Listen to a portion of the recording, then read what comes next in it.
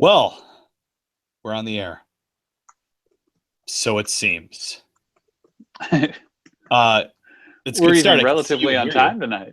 Yeah, I mean, basically on time. Appears to be working. We're off to a good As start. long as my internet connection doesn't crash in like the next 2 seconds, we'll. I think I've had 1 week of shows without major malfunction. Let's see here. I had a commercial playing in my And ear, so I had to have scene. something. Very interesting. I'm playing FIFA today, and let's see. That's not what I want. I'm playing FIFA today. I decided to play as the Chicago Fire because, why not? They're good. I better take advantage. And I decided to play the Earthquakes because fuck Wando, right? And Wando gets a bullshit penalty in like the, I don't know, 15th minute or something like that. And do you think he made his penalty? I'm gonna guess yes. No, he skied it over the bar. I got This is so because you were excited. playing. If I was playing it, he would have made it. I got so excited. I meant to clip it and put it on our YouTube channel so we could laugh at it. But yeah, over the bar.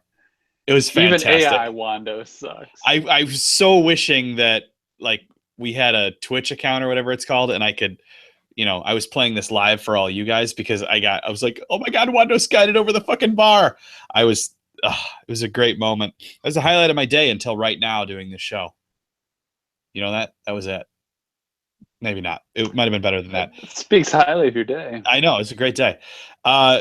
We have It's such a perfect day. We have breaking news into the USfanTV newsroom. Kevin Egan, who is a fairly reputable, good reporter, former announcer for the Chicago Fire, says that Josh Sargent is going to Werder Bremen. He doesn't know the timetable on the announcement, but he says it's happening. So there it is. The answer That is big. Is he going to play professionally? He is.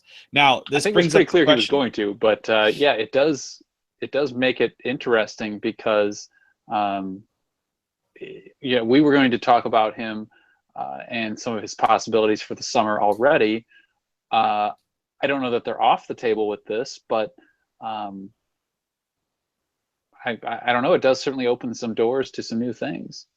Yeah, it's obviously well deserved, and I don't know if he has any kind of path to an EU passport like Pulisic did From that the would help sound of him. things, no. Yeah, that would help him maybe speed things up, but it doesn't sound like it. So that means he has to wait till he's 18 to play with the full team there at Werder Bremen. But just getting in there, I think, and training and playing with the youth squads and that sort of thing is definitely going to be a step up for him, and a good one. So seems like a great move to me. The other option would have been MLS, and allegedly Sporting KC held his rights. Maybe he would have played a little more there, but yeah, sure, presumably, and he would have played sooner probably. But at the same time, I mean, this is a huge step up for him. Realistically, even just training at Werder Bremen is going to give him more chances to hone his skills, more chances to advance, more people to learn from than he was getting at just a club team in St. Louis. Yeah. So, and based on what we saw from him, I can't even remember what day it was because it's so confusing because they're on in the morning. But in the match against Ecuador with the 2 goals, we might have something here. We might have something here. I don't want to get too excited. I don't want to hype it too much because we haven't seen him in any other setting but a youth national team setting. But we haven't seen him play, for a club team or anything yet. But the fact that a 16-year-old can do so well in the U20 World Cup in the first game, it's got me a little excited. I'm not going to lie. So I'm very excited that he's going to Germany. This is definitely, another one of our Trout or whatever Germany said about Julian Green. He's one of our feeder stock.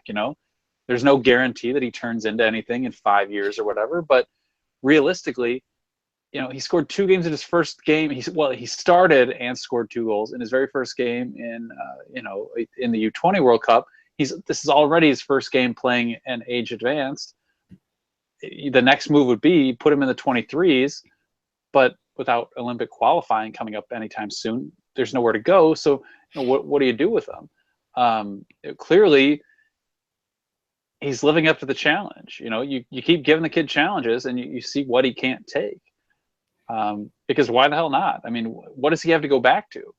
Right. That was the discussion we were having earlier today. Was just he's going back to Scott Gallagher. Like, who cares? Who cares if he never makes it back there? I would just keep running him out to see what happens. I mean, we talked today. I would have said bring him up, and I'm not sure that this changes that. I would say bring him up for the Gold Cup. Yeah. Not even because we expect him to play. Realistically, no. I don't. I wouldn't. I'd say call him up. I wouldn't expect him to play at all. I would just think, see what the kid can do. Does he work well with the rest of the team?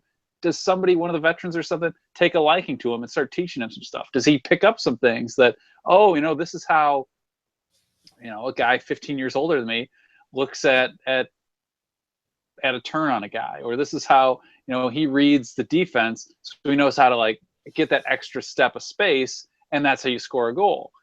Maybe there are just things that he can see there, or that he can learn, or you just get him accustomed to this environment so that hopefully in a year or two, whatever, maybe he can prove to be something. We had the question from Rob, can the Ginger play in the Mexican qualifier? I don't think so. No, I don't think I'd want to see him there, but I think it's a fantastic idea to call him into the Gold Cup camp at the very least, like you were saying. Because why not?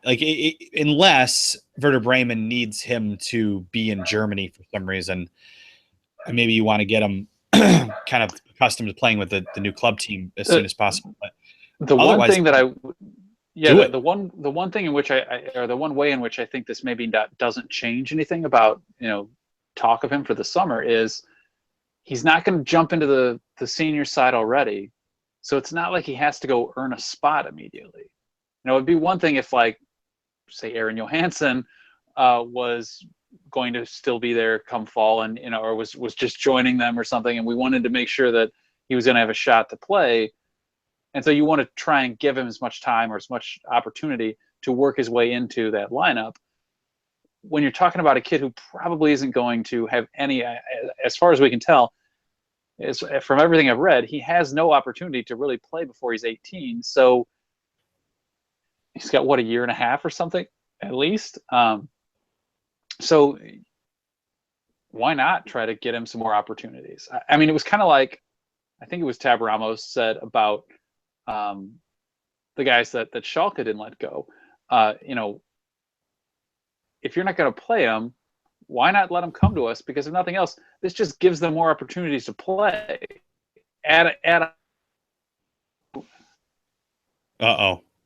Wanting to call me at fucking 8:15. Again, with the phone calls, there's no need for anybody to call anybody. I know. I got to disconnect my my iPad from my cell phone, but whatever. Anyway, it just seems to me that it only kind of benefits the club if he gets more practice. Really, short of getting hurt, what's the downside to it? So if I were them, I'd want him to go too. Yeah, absolutely. I mean, I think it's a great idea. And maybe, I mean, we don't know how injured Bobby Wood is, but I think he's probably injured to the point that if he does play in the first 2 qualifiers, maybe he doesn't play in the Gold Cup.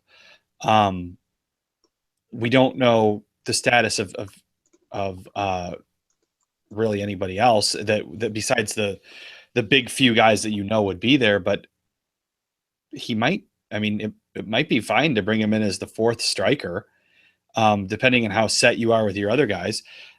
I don't think he'd be that far off in some of those games. I after seeing him, I know it's a big jump, and that's a second big jump for him to make, which might be too much, but maybe you I don't think there's any great need to cap tie him. I don't think he's got any kind of any place else he's going to go.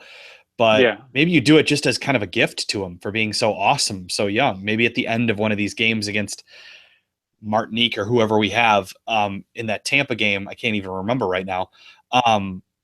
Maybe you throw him in there for 5 minutes at the end of the game. Yeah, to me, it's more that when you see somebody who's excelling in all the games they're playing, you just give them more opportunities. You give them the chance to prove they can't do it, basically, or to prove that they still have room to grow, or whatever. You know, you want to see what they're capable of.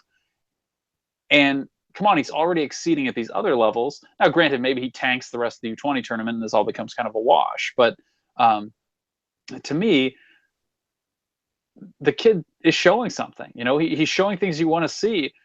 I don't want to stick a 16-year-old out, you know, against Mexico by any means, but you want to keep giving the players who are excelling more challenges and more opportunities to attempt to excel further. You know, you want to see what is the ceiling on these guys. Yeah, And guys, that's I will why, be in Denver. Chris will probably not, but maybe be in Denver. yeah, it's I'll have my unclear right now. 6-year-old. I'll have my 6-year-old with me, so I will not be high or drunk or anything like that. I'll just be dad at that point. But I fully plan on doing the show. But this means Chris is going to have to set it up and run the Dun board, and so dun. we know how that goes. Although Hopefully there won't be video of me sitting on my bed. So you'll be the one doing the intro and bringing me into the show. But Yeah. that part I know you can handle. It's the can it actually make air? That's where I have concerns. But I have faith. I have faith you can do it. We shall see. So we haven't worked out what we're going to do, but the Tuesday show of that week, I'll be probably at a hotel somewhere in Nebraska on the way out because we're doing a little road trip.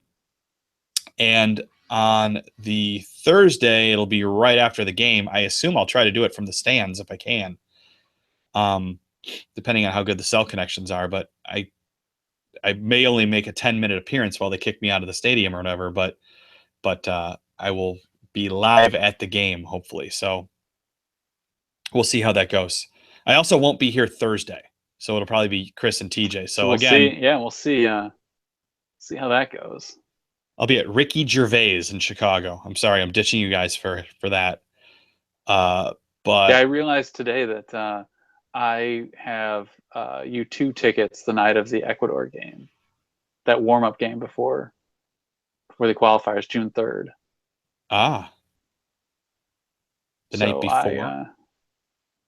It's the night of. I think Night June of? 3rd is the game. I think it's Saturday night. Oh. The game's at like 9 o'clock our time. I'll do the show. We'll get TJ on here. You can go see Bono. What do we got here, guys? I would say I don't know if Bradley's slowly getting worse, Dominic. I just think that he's not getting better. I mean, he's still a vital part of the team. So I don't see him going anywhere by 2018. Now, I do think by 2022, yeah, probably he's going to be replaced, or at least by then he's shifted back to defense or something, you know? Kellen Acosta is at this point. I think Kellen Acosta is probably the future at his spot. But yeah, to me, no, Bradley's still so much of the team is still built around kind of what he does. Now, I think over the next year, you're going to see that transition to Pulisic, but if you wouldn't already say that it is. But I don't see Bradley going anywhere. I mean, he does too many things for the benefit of the team, and they're not always things that I think get noticed. I think that's part of the reason he takes as much heat as he does. You know, by all means, he has flaws. I mean, they're pretty obvious. And on top of it, when he doesn't seem to trust the back line, he ends up playing like behind at the center backs, which then ruins the continuity of our central midfield. So despite his flaws, who else is going to play there? You know, Kellen Acosta isn't ready to take that from him, and he's probably the only guy that I would think maybe would be in a position to do so. Jermaine Jones is the only other one who maybe has the skill set. But, you know, we've talked about, and Jermaine has shown many times, if you don't even count the age thing, he's just not positionally sound. Yeah, I'd like to be done with Jermaine.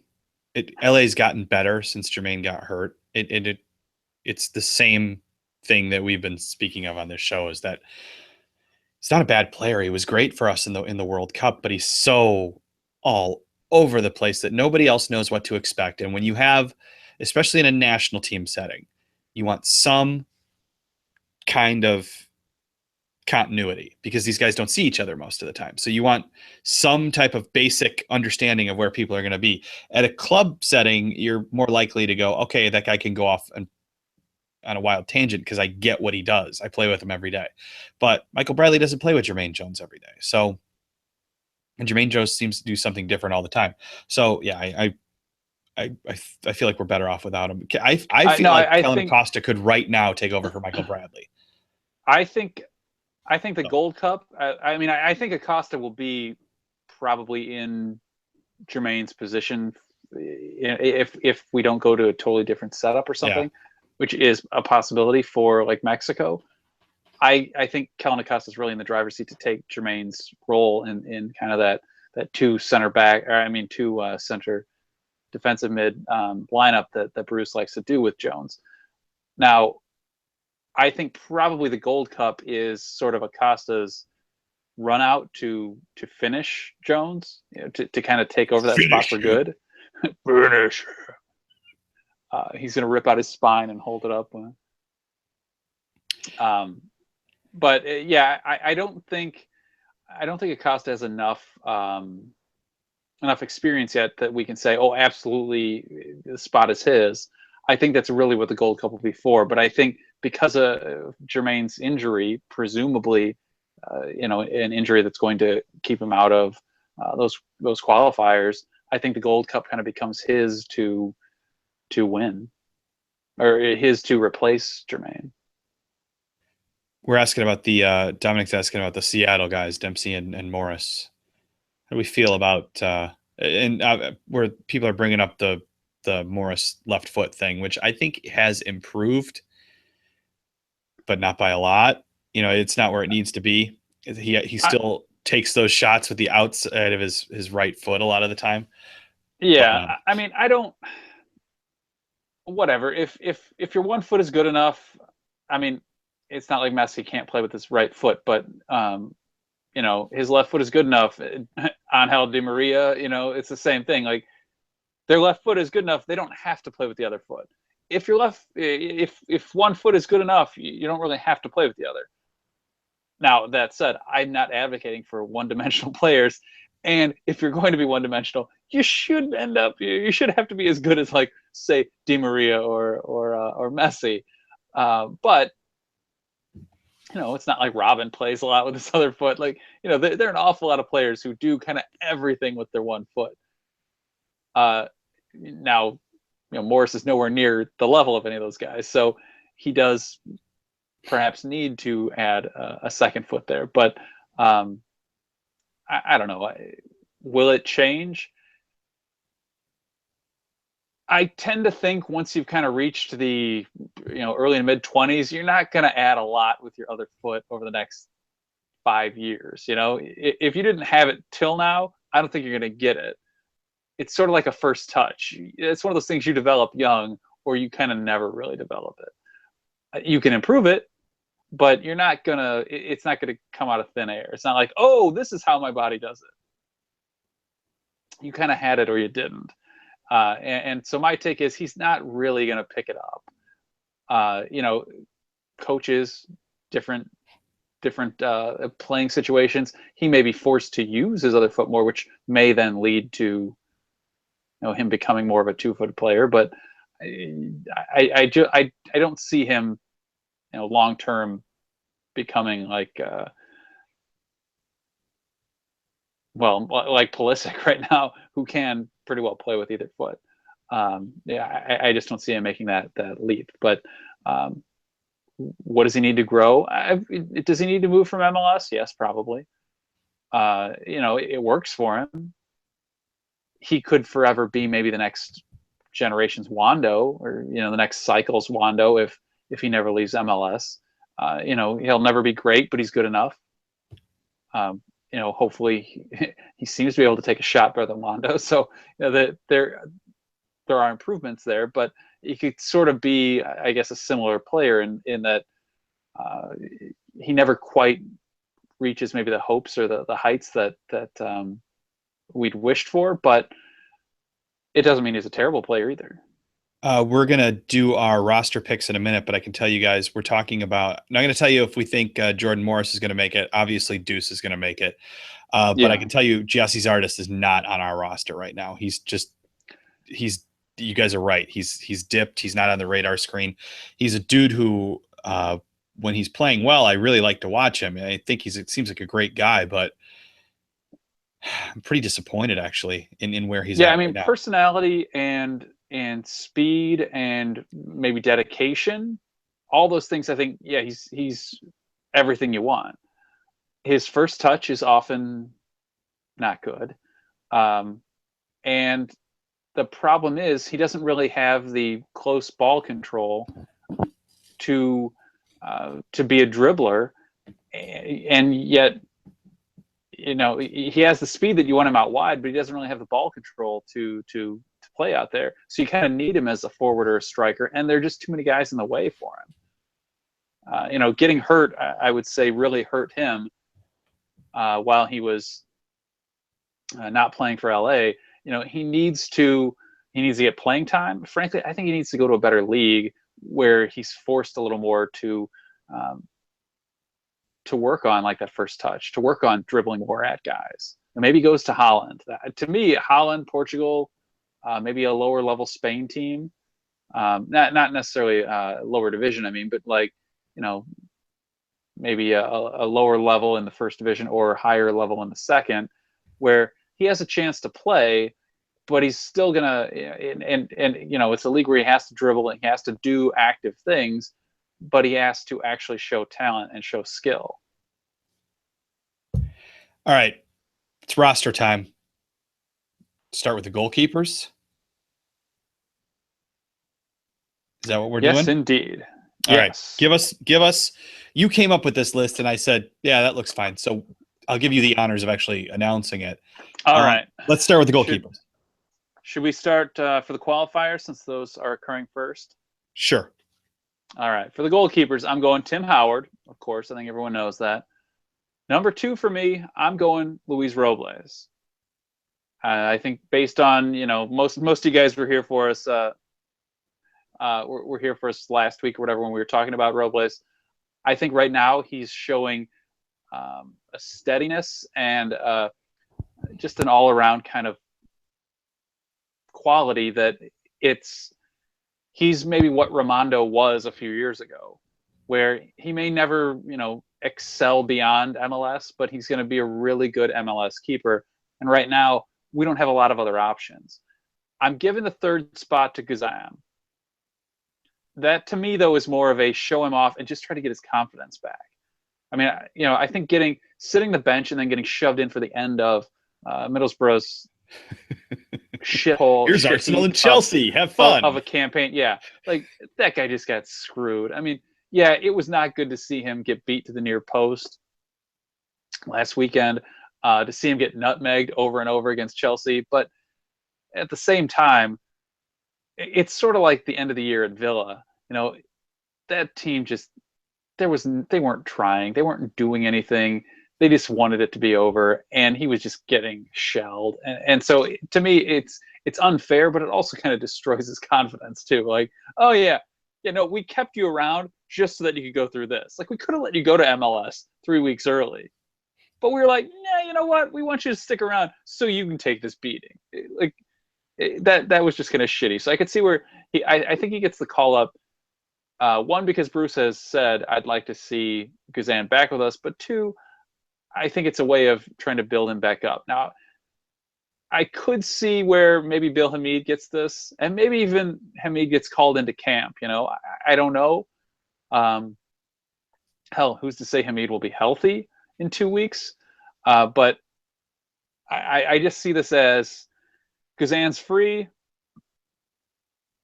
and hopefully getting him into camp and, you know, letting him kind of win some confidence gives him the chance to get back kind of into things. So he is challenging for a starting spot, maybe come the fall. work on the World Cup again next year. Defense. Jeff Cameron, of course. John Brooks, if he's not hurt. Yeah. It's still, I assume he will be, but it's still unclear. I mean, they say it could be a muscle tear in the hip, so I don't know. I mean, if it is a tear, I assume he's not playing, but we'll see. I've got him on here with a star because of that. I think Omar is first up to replace him, especially since Omar's already training or has been training with the Galaxy, just as a way to like stay in shape and keep on top of things. So I think that's a pretty good sign that he knows he's getting called up. Next one, I put in Birnbaum, and this is a bit of a I could see it going either way choice to me, because Ream got the March call up, which could mean that Bruce sees him in this next spot. Either way, I really only count either one of them as a possibility if Brooks doesn't make it. I think if Brooks makes it, neither one of them goes. I'll go Walker Zimmerman with the last kind of absolute probably center back spot, because I think with the way he showed in January, and was he there in March? It seems like he was now, but now I can't remember who was there. It definitely seems like Bruce, he proved himself well over the last few months.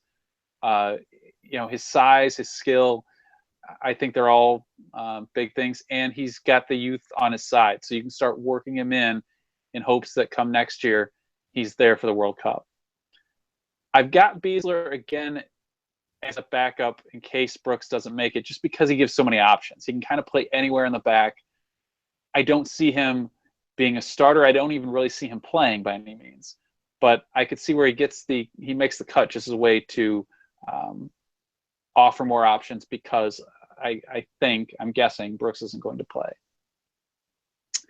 Left and right backs, I think we all know who I'm going here. DeAndre Yedlin, absolutely right back. Going to start, going to play. Barring an injury. To see him. I know. It's been so long. Barring an injury, he's our right back for the next 2 World Cups probably.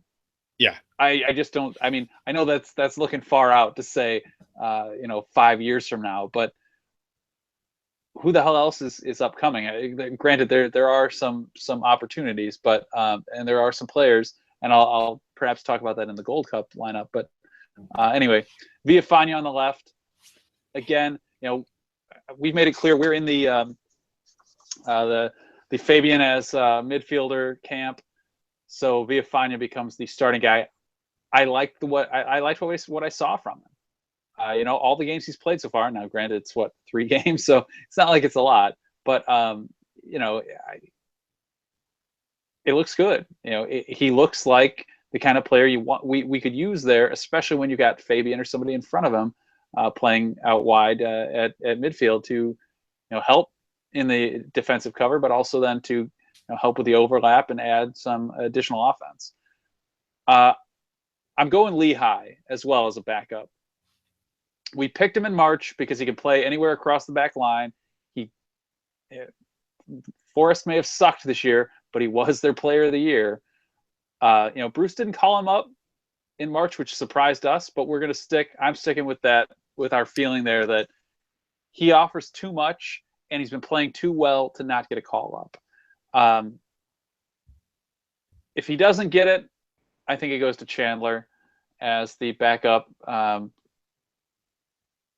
Another good year in the Bundesliga. Whatever.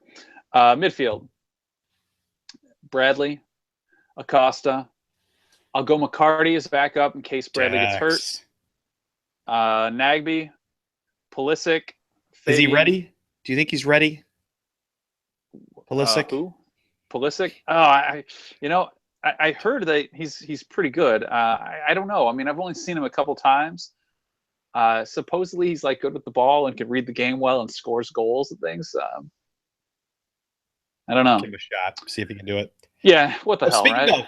Did you guys see, if you follow Instagram on Instagram, which I didn't until today, their main story, it's was called their hometown story, was Pulisic showing off Dortmund. or Dortmund, as he says, because he says it with a German accent. But it's Yeah. Pulisic and Will Pulisic, just showing off different things around Dortmund and what they do, the training ground. And this is not a sports page or anything. This is Instagram's main Instagram channel, and it's our guy Pulisic on there. How cool is that? Insta-fucking-gram. Boom. It's our guy. So after Pulisic, I got Fabian. I'm giving Kleshton a shot here because I think, you know, we're going to have an extra number 10 there. I presume that will be Pulisic's job in here, but you know, Kleshton, we know what he can do. We know what he can offer. If something happens, he can slot into that position. And I'm going as the final midfielder, Paul Areola. I think he's probably surpassed Alejandro Bedoya. That's my guess at this point. You know, I don't know. I hope he has. I don't know for sure what Bruce is thinking, but since he did finally get the call up, you know, we were surprised it took so long, so many injuries for him to get the call up in March. But he might be small, but he offers an awful lot, and he's been playing well for Xolos. So I just can't. I can't root against the guy. It's weird to see a U.S. roster without Bedoya on it. He's been such a mainstay. It is. And, you know, if Brooks really is hurt and we are perhaps holding a makeshift back line, I could see where Bedoya still gets a call up. You know, in the end, why is he out there? He's largely out there for his defense. But he hasn't really – he hasn't been terrible since he came back to MLS, but he hasn't been lights out. It's not like he's been, you know, just running these games. If he was doing that, sure, I'd still give him a shot here. But to me, Areola can do most of what Bedoya can and still provides you more offense. We did say Dax, by the way, guys. He is on our list. Yeah. So there's some people who were wondering why we didn't say him, but we did. Forwards? Yeah, you're right, Dominic. Wingbacks are good. Forwards, Deuce, Josie, Bobby Wood, and Jordan Morris. Where the fuck is Josh Sargent? What does he have to do? Ginger Warrior. Ginger Messi? Soon enough he'll be there. See, I want him to succeed so that Men in Blazers will call him the Ginger Messi, and that will become big. We have the Hershey Messi. We have the Stanford Messi. Now we have the Ginger Messi. Do we do the Gold Cup roster now, or do we save this do you want to save this material for a later show? See, I think we should save it because we still have, a month? We're not doing the Gold Cup roster. Give me something interesting. 6 weeks. We're not going to do the whole Gold Cup roster. Guys will get hurt, but give me something interesting. All right. Do you think Josh Sargent makes it?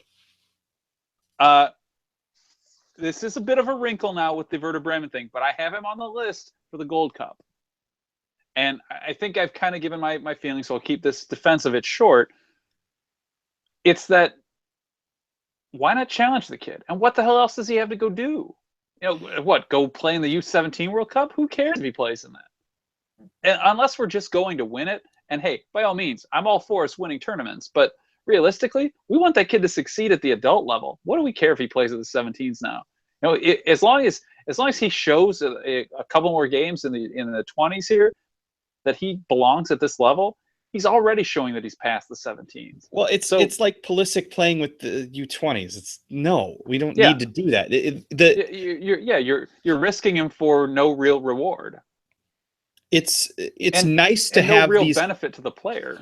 It's nice to have our teams playing in these tournaments, absolutely, because it's good for development. And you'd like to see us compete and win, but ultimately I'm more interested in developing individual players who might play for the full men's national team in the future than I am winning these tournaments. Yeah. It's about, I should say too, like Dominic, Alex, all you guys who are saying no, I'm not actually saying he should come up and play. To me, he doesn't make the field ever. He's still 16. Like, let's not forget that. Let's not Freddie do this kid. it's really just that. I'm not trying to overhype him at all. I'm saying just keep challenging. If he proves it at the 20s, let him try to prove it with adults then. And not only that, but he's doing it in kind of a friendly environment then. So it's helping to build him up while also introduce him to the squad. Hopefully, some of the older players in there take a liking to him or something. Maybe somebody sees something in him and says, hey, I like something that this kid does, and says, yeah, you know what, that's a good move. It'd be even better if you did this. Or when you turn like that, watch this defender because he's going to step like this, and then you can cut the ball that way or whatever. Little things that you only pick up with age. And then they can start showing him these things, or he can just learn that this is what it's like in a national team environment with the full national team. And maybe he's starting to get a big head for himself, but he can go in there and he gets his ass kicked, and suddenly he kind of realizes, like, okay, I still got a bunch to learn here. I gotta watch myself. Or, yeah, I might feel like a hot shot, but Pulisic here is barely older than me, and he can kick my ass. So I think there are just things that he can gain there, kind of personally and professionally, that benefit him and help him grow, so that hopefully, if it is Werder Bremen, wherever he becomes a professional for the first time, he's playing like a professional. It's strange to think that we think of him as being so young. He's not even. He's less than 2 years younger than Pulisic. Yeah, less than 3 years younger than Landon Donovan in his first World Cup. Yeah. Beasley, John O'Brien. So he's very close. Like it could happen by next year. It wouldn't be out of the question. But you don't want to, like Ricardo said, I wouldn't throw him out as Azteca or anything like that. No. Ease him in. Pulisic, I don't think he'll have a problem at all at Azteca, because maybe the Mexican national team will give him a problem, but the atmosphere, he's played at the Bernabeu, he's played at he's played the Allianz Allianz Arena. Bigger stuff. Yeah, he's not going to be overly intimidated. Maybe not bigger, but stuff of the same caliber. You know? Like U.S. Mexico in Azteca is pretty big. I mean, that's a world class environment. But he's played Dortmund versus Bayern at the Allianz. He's played in Champions League games. He's gotten some big environments. So he's not going to be, I think, too in awe of what's going on. All right, 2 more questions about the Gold Cup, and then we'll save the rest of it. Does Kellen Acosta get the nod over Michael Bradley? And if he does, and if we decide to let Bradley stay with Toronto, who captains the team? Is it Deuce?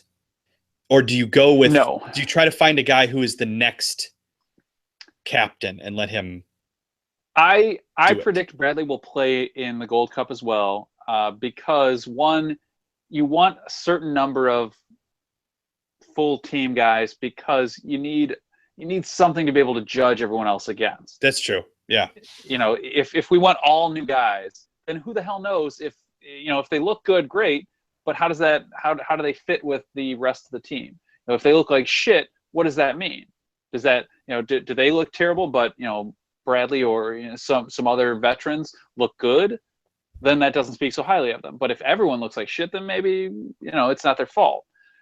So you need a certain level of veteran presence just to give like a standard level or whatever against which you engage those guys.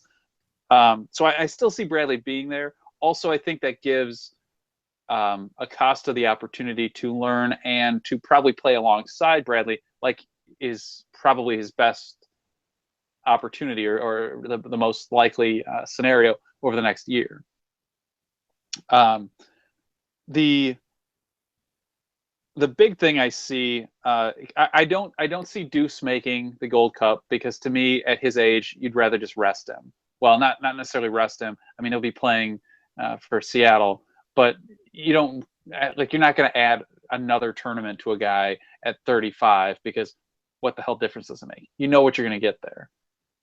Why not give the opportunity to some other guys? I'd even rather see like Bobby Wood play, and I'll give some more secrets here. I don't have Bobby Wood on the Gold Cup roster.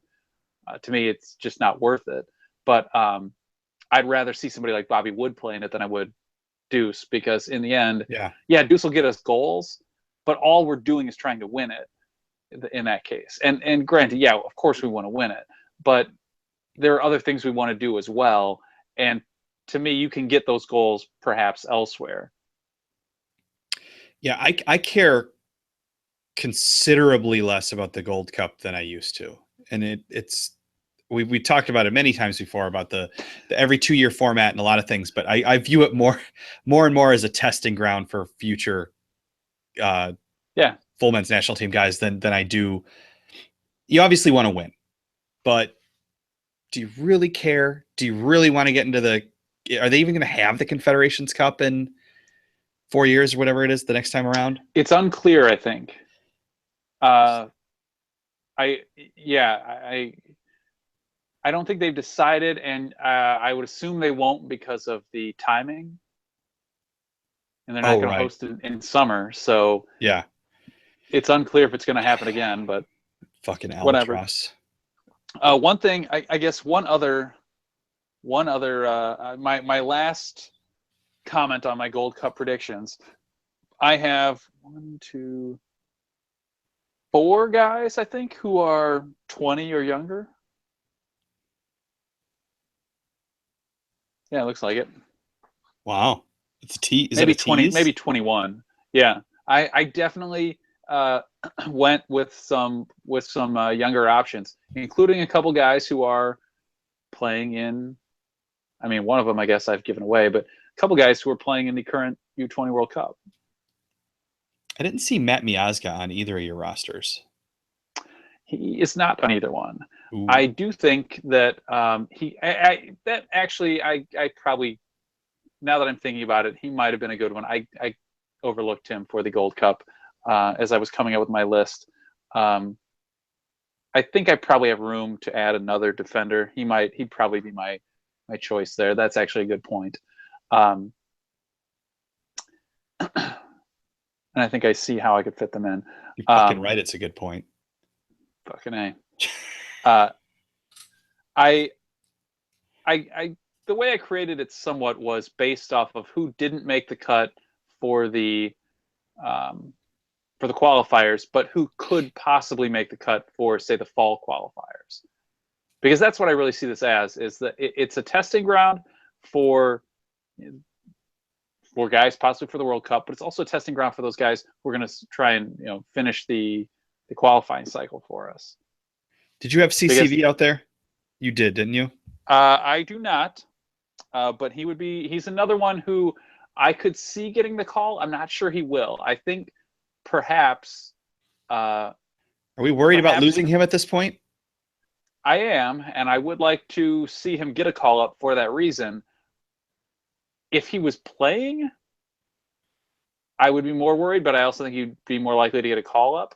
That's where I think Miazga is probably ahead of him, because Miazga had a good season. Now, granted, it wasn't as good of a team, but one's in Premier League, one's not. But to me, you've got a player who's playing and was playing consistently and was getting good reviews for a team versus a player who largely sat the bench. He's got to get out of there, just like Yedlin. Yeah, he's got to leave Spurs, and I'm not even making. I think he needs a loan. I mean, I think long term his future is probably at that shit team, but he needs a loan to go get the playing time, or at least to just fill up the space until there's an opportunity for him. Realistically, Spurs aren't going to be able to hold on to that entire team forever. The one thing they have going for them is that team is so young, but an awful lot of those guys are starting to get looks from elsewhere. And I think next year perhaps they can hold that team together. But I think beyond that, if Spurs look good next year, I think you're going to see a few of those guys. Real Madrid comes calling. Something like that, yeah. They're going to sell Gareth Bale to Manchester United and buy more Spurs players. Then go buy Harry Kane. Exactly. Yeah, I don't know. I mean, to me, that team has too many guys who are all really good at 23 or whatever it is, and they're hitting that peak, or they're looking at where that peak could be, or they're going to enter that phase where the next contract carries them into that peak, and a bunch of teams are going to want to buy into that. And I just can't see where they're going to be able to hold on to everyone. And so, you could see Carter Vickers get opportunities then, but I still think it's probably a year or more off. It's time I think to it's get him probably a playing year now. or two, because those guys are so young. I mean, their average age is roughly 23 or something like that. You got so many guys to compete against, and you're so close in age. It's one thing if you're trying to replace John Terry, not, and you could have said that for the last 5 years, I hate John Terry. I'm gonna come on the 26th minute, which wasn't even the 26th minute, and you're gonna give me a fucking guard of honor. I hate John Terry. He is a douchebag. He did fuck his best man's nearly wife, baby mama. So yeah, I mean that guy's an all-around scumbag. But anyway, it's one thing if you're replacing a guy who clearly is nearing the end of his career, as Terry has been for a number of years. It's another when you're trying to replace a guy who's only 3 years older than you, or 2, whatever the age there might actually be. You gotta get the opportunity either to show that you are better, which you're not going to get stuck on the bench, or you got to get that person out of the way. Yeah, there's a point when the pressure and the competition in training hits the most it can do for a player, and they just need to be playing somewhere. And in my view, CCV needs to be playing somewhere next season. So we'll see what happens with him. All right. This is USfanTV. The website's USfanTV.com. We have Twitter, Facebook, Instagram. They are all USfanTV. We are not on Craigslist. I don't think he was here tonight. Leipzig wasn't here tonight. I knew it was quiet. WTF. I know. I will go with one final question. Oh, you're throwing out a question in the middle of the thing. Okay. I am. I'm going to interrupt you here. So Hamburg stays up. Oh, right. Yes. Does Bobby Wood stay at Hamburg? There is a far greater chance of that happening. And if I was betting, I would say yes. I think it depends on how severe his injury is. If this injury keeps him out of, say, games this summer, that's also, I think, probably going to ruin his chance to move during the window. But if it's not that severe, yeah, maybe he goes. Where would you like to see him go? I don't necessarily have a place that I want him. I mean, I wouldn't mind it if he was at a slightly better team in the Bundesliga, but he's playing well, playing consistently. There was that Dortmund thing. If Aubameyang leaves for Real Madrid, yeah, to me that becomes, they'll just buy somebody else and they'll buy him, and then he becomes a bench warmer, or he becomes, he plays in the DFB Pokal Cup. Like, so what? Yeah, you want him starting. Yeah, he's already proven he can start at this level. I'd like to see him regularly, consistently, automatically starting. All right, back to the thing. We have YouTube. You're watching it right now, so you know that. Thanks to everyone who has subscribed. We've got tons of new subscribers. I think we're at 317 right now, so that's pretty cool. Thanks for sharing our stuff with everyone out there. It helps. It's awesome. I think that's all the stuff. Chris, do you have any final words? No, you're done. I won't be here Thursday. I will be here next Tuesday. Chris will be here Thursday, probably with TJ. So enjoy that. I'll watch it on Friday. You're done.